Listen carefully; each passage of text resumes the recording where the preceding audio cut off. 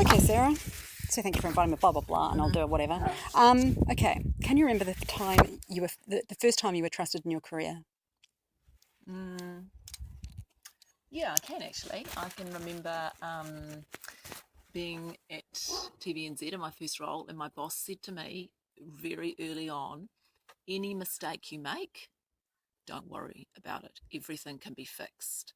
And for me, that felt like a really great environment to be learning in. Obviously, mistakes weren't something I wanted to make, but the fact that they had acknowledged up front that mistakes can be made and that was cool left me feeling really comfortable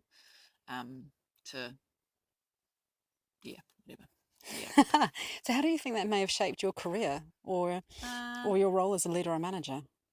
I think I don't know that it shaped my role as a leader or a manager, but I think it gave me confidence in myself that even at that level, that boss that had said that to me was acknowledging that people at all levels, all stages can make mistakes, and that's okay. So I always tried to be my best, and had a confidence that the way I would do things, as long as I had great intention, was going to be okay. That's wonderful. Okay, so can you recall a time when you had to work hard to either build trust or to rebuild trust?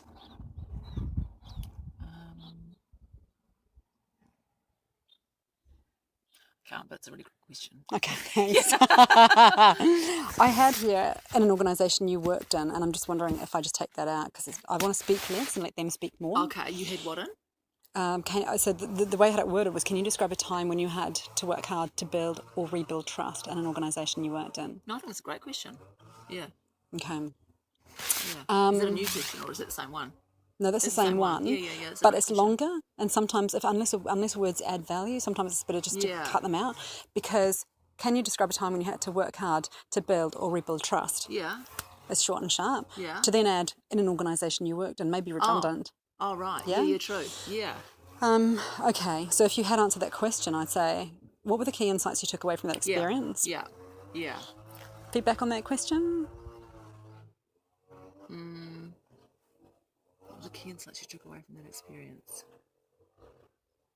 Yeah, I think that's great because it gets the person to have to reflect on, how did I feel? What was I trying to build in the other person? What were their expectations? Yeah. Yeah.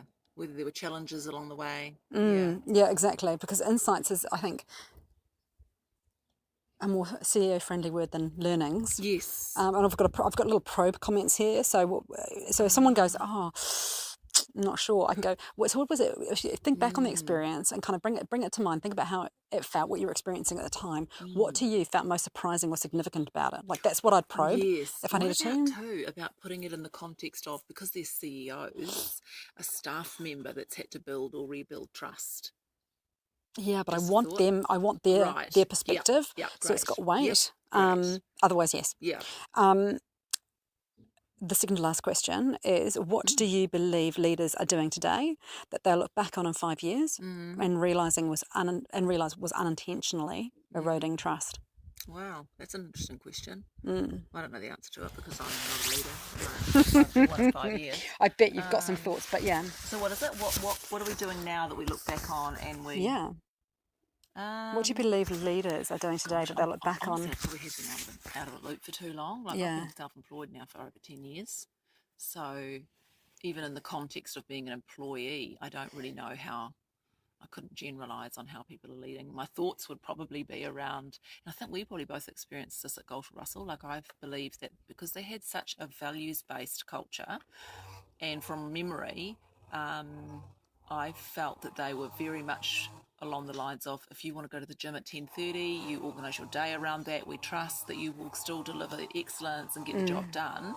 I think they were really great principles to have as a culture, but I don't know, perhaps it's changing now. I don't know that that's typical of organisations, but I think that in 5 years' time, if that was the time frame, we'd look back and we'd be saying, hopefully we're doing it in 5 years' time, because I think that's what builds excellence in people, is to give them that sense that we believe you can do a fabulous job. That's why we've hired you. We also know that you've got life outside of this, and treat them more like adults. Absolutely. And Yeah. It's interesting, right? Yeah. Okay, so Yes. final question. What conversations do you think the leadership teams of today need to be having to create a culture of trust?